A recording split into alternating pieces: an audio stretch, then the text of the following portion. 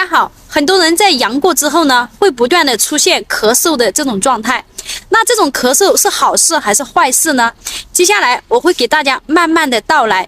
分享前呢，建议大家先将视频点赞收藏再观看，有可能这条视频能够帮助到你或者你的家人和朋友。如果你阳到了6、7天之后出现咳嗽的这种状态，那恭喜你，说明你的症状在好转了，身体也在慢慢的恢复了。这是一件好事，大家不用担心。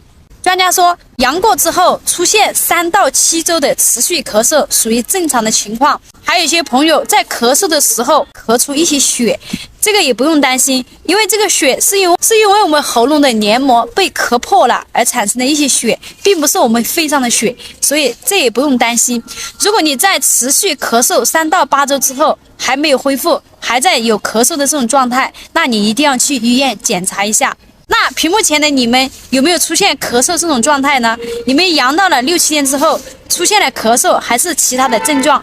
欢迎在评论区留言一起讨论。遇到以上的情况呢，我们需要注意以上几点。第一点，多喝水，出门的时候戴好口罩，做好个人的防护，尽量少吸入一些冷空气以及空气中的一些灰尘和颗粒，这样的话它会缓解咳嗽的这种状态。